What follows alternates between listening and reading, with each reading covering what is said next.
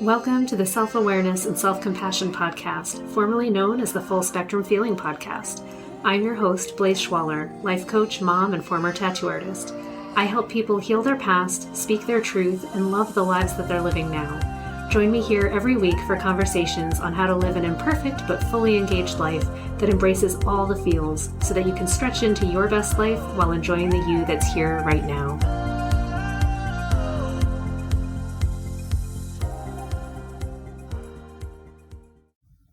Hey friends, I am excited to be back this week to talk about the madness that is Black Friday that we just experienced.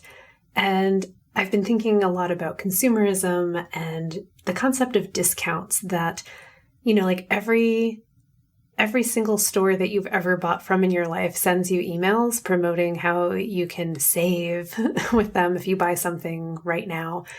And I find it really off-putting and also exciting. There's a lot going on in it where I'm like, oh yeah, I've been waiting all year for this amazing discount. And what I thought was really interesting is I got an email from the company that I buy my cacao from. So I've been trying to live the sugar-free life, give up the sugar. So that's like a whole nother podcast. But in that pursuit, I've looked at ceremonial cacao discs and how they're like a full fat, full nutrition food without the sugar added. So I've been making my chocolate that way. But I was excited that they sent an email, and instead of doing a discount, they did a giveaway. And the guy talked about it in a way that I really appreciated, and I wanted to share it with you because energetically, it really did have a very different feeling for me, and it landed in a different way. So instead of saying, if you buy today, you're going to get a 20%, 40%, 50% discount, and it's like you're cutting them on price to get the same product. Instead, they said, in the spirit of what they like to do and the food that they produce, and the company is Aura Cacao, by the way, they're excellent and I love them. They said it's more in alignment with us to do a giveaway. So if you buy a certain amount, we will give you an extra amount. So it actually felt really nice. And it was refreshing because I felt like, oh, well, you were going to buy it anyway. So you're still buying what you wanted to buy. And then as a thanks, because they were feeling grateful and they wanted to share that gratitude, they're going to give you a small amount extra or a big amount extra, depending on how much you ended up buying, because it reduced their costs as well to ship more to you versus less. And I thought, oh, that felt so nice. It just felt really good. So I ended up buying ahead on my cacao needs for the year. And particularly, I felt like this supported my decision to care more about my health this year in general. I know I talk about it a lot. I am a little obsessed with trying to age well and feel better and be healthy.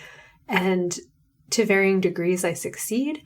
And I feel like every year I am getting closer to what I would ideally like to be, which is someone who isn't addicted to sugar, who moves more, who gets outside more, who has energy, who sleeps well.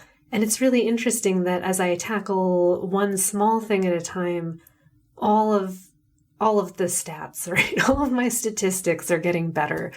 And I really enjoy this process. But to return to the concept of discounts and promos and all of that stuff, I really have been considering, what is consumerism doing to my health? What is it doing to my mind? What is it doing to my space? All of those things. And I think it's a good time of year to consider that because it is the holidays and everyone in my country anyway, in the US, we're all on like a crazy buying spree to make sure that everybody has gifts and that everyone is taken care of. And then if there's discounts on anything that we were going to get anyway, we're all about that.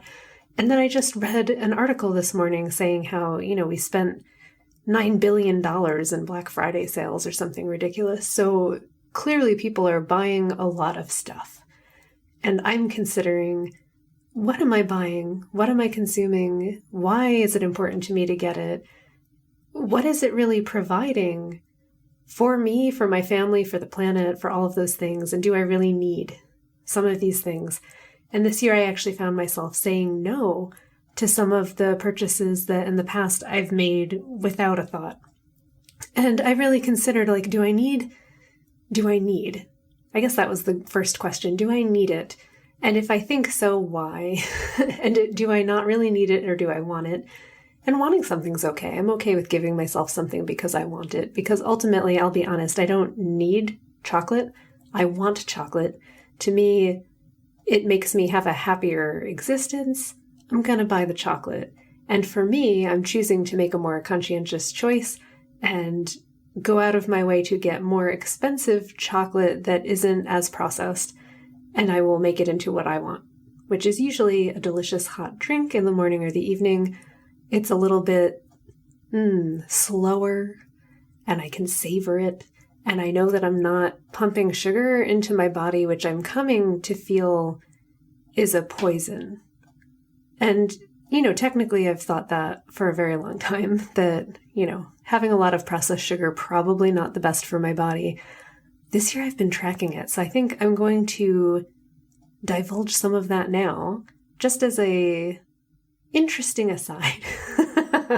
But some of the things that I put into my body, like it has a very noticeable effect. And now that I'm tracking those effects, I'm able to make better decisions about what I'm choosing to consume, just in general. So I have noticed that when I'm eating sugar, my heart rate is higher, my heart rate variability is lower, I have a harder time sleeping, I'm way more restless. All of those things are trackably, noticeably different. And it was difficult for me to know that until I took it out and actually cut the sugar and had it out of my system for a few days and then a few weeks. And I noticed that consistently over those couple of weeks, like I just was sleeping so well, my energy was high, my heart rate was good. Like there's just a lot of things that improved. And why would I want to hurt that? And then it was the holidays, right? So we have our American Thanksgiving and it's just food, and gathering after gathering. And for yourself, like whenever you're in a gathering with a lot of people, like you're going to partake and share in the food that people have made for you. And maybe it's not what you would have made on your own, but you're going to enjoy it anyway. And I just noticed like what's happening with my breathing, what's happening with my sleeping, what's happening with my heart rate. And all of those took a dive after 2 days of holiday eating. And I thought, it's trackable. And so I'm taking it back out. So I've definitely indulged over the last 4 days. And I'm recognizing that for me, it's worth it to choose no, to say, actually, I'm not going to eat that. And I have my own psychological difficulties with that. But ultimately, I do have, the power of the pocketbook, right? I can go out and choose what I want to invest in and who I want to pay for what kind of stuff and what I want to make and what I want to share. And I've decided that I want to be the one sharing healthier dishes that are made without the sugar, just without the sugar. I don't even profess that I'm making like perfectly wonderful things. I'm still making things that are sugary, like dates, like they're pretty much a sugar treat, but at least it's like an actual fruit and not sugar cane processed, like a cup of sugar in things. I also personally am dairy free. So not having the dairy, it also cuts out a lot of, for me, I don't know what it is. It just makes me more mucusy and gross. So I just don't want to do that. So I make the dairy free, and because of my daughter, nut free and sugar free stuff. And yeah, that's where I've gone with my stuff, and I'm grateful for it. But to return to the onslaught in my email inbox, which I'm sure all of you had as well, like my goodness, the sheer amount of flyers in my mailbox, the emails, the just non-ending emails, like hundreds. Buy this, grab this discount now, it's only through Monday, it's only this week, this is coming, get your discount now, you can lock it in for the whole year. There's so many tactics to get me to feel scared that I'm missing out, to make me feel stressed that I might not be making the best decision in my life if I don't do this now. What if I decide to buy this later and now it's going to cost me an extra $100 and all of these things. And I've had to really consider how I feel about all of it and how I want to spend my time. And I think that's something that these sales take advantage of, is us being busy, being stressed, wanting to make good decisions, but not really having the time or space to sort out our real feelings about it.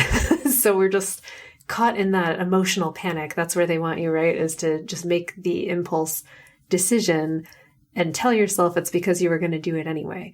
And I mean, I've even fallen prey to it even this year, even trying to be more conscientious. So completely, I get it. We're all going to do that. And it's okay. No judgments.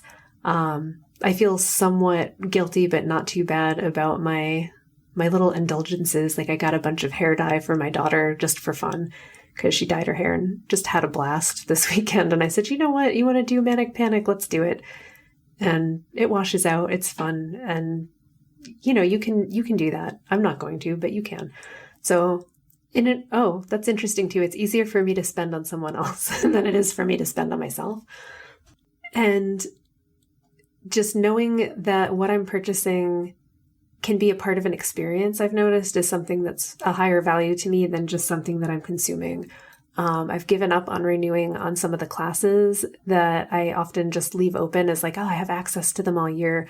And I went, you know what? What if this year is about actually really diligently enjoying the classes that I already have in my library that I've done before but would like to review, that I could actually make into lifetime habits, because I tend to collect things around expanding my brain, expanding my health, having better posture, being able to practice my Qigong, all of that. And I have all of that already. And I was like, well, what if I have everything I need and I don't need to impulse buy another membership right now? And that felt good to say, you know what, I'll reconsider it next year. I'll know that this 40% discount is coming. And if I feel like I'm missing out, or that there's classes that I truly want to take or I want to review that I had access to a year ago, I will do it then. But I do not feel the need or desire to do it this year. So it actually felt empowering to just enthusiastically delete some of those emails.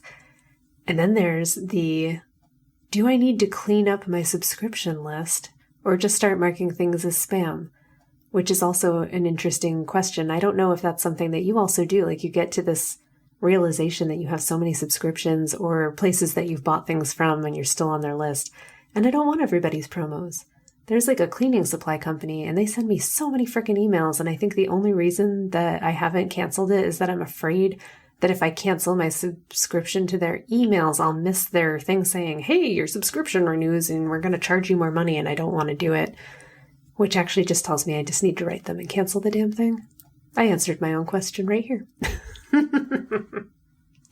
So if you have anything like that lingering over you, go for it, man. Like, take the moment to get it to stop hanging over your head and cluttering your inbox and cluttering your brain, going, I need to remember in February to cancel that. Like, that's the thought that I've had for the last 3 months with these people. I'm like, just cancel it now. There's absolutely no need to keep that going. And then unsubscribe and never hear from them again. Doesn't that sound glorious? Yes, it does. I have like a Staples email. Like they still send me promos and I think I've bought something from them like once a year. I don't need a lot. It's amazing how often companies want to remind you that they exist. And I kind of get it. Like I have my own company and of course we want people to know that we're there and we're doing our work and we care about how we're serving people. And I wonder if it's a difference in that I have a service and not a product. So I'm not trying to push like, please buy more reams of paper. Next time you need paper, please come to me. But I have to also ask myself with something like Staples, like how many other options are there for buying paper for real? Like if I need paper, I'm probably going to go to your place. You don't need to email me this much. Anyway. These are my musings after the Black Friday, Cyber Monday, Small Business Saturday, like all of these emails.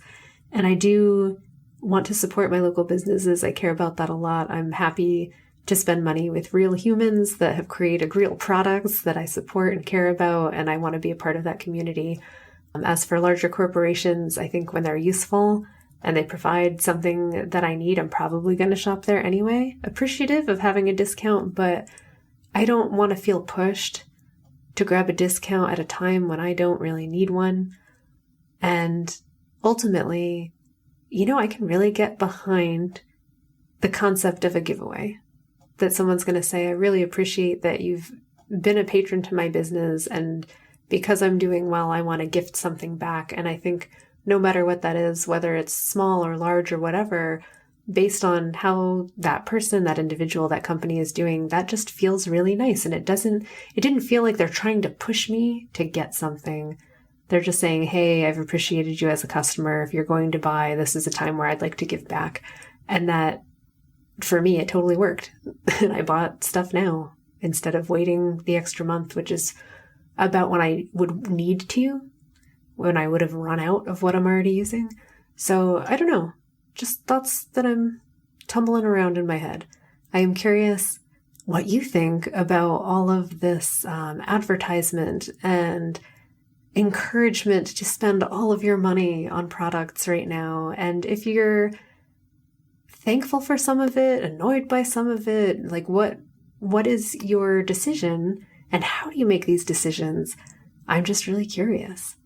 I wish that you are having a wonderful week, that you have actually found some good, I hate saying sales, but some good sales. You've hit something that really works for you. You've gotten what you needed. You feel taken care of and supported, and you've been able to support someone else in return. I guess that's the sentiment that I really love this time of year, is taking care of each other, supporting each other. And I like thinking of it that way, that when I purchase something, I'm taking care of someone else, their business, their livelihood, their ability to support themselves, and they're taking care of me because they're providing something that I want, I need, and I enjoy, and I'm going to use. May you use all of your things, enjoy them well, and I will see you next week. Have a good one. Thanks so much for joining me. If you enjoyed this podcast, please subscribe and share it with someone you love, and leave us a review. You can learn more and get some self-compassion tips and tricks by visiting coachwithblaze.com, where you can sign up to get my free booklet on overcoming anxiety, overwhelm, exhaustion, and burnout. I'm sending you so much appreciation and love, and I'll see you next time.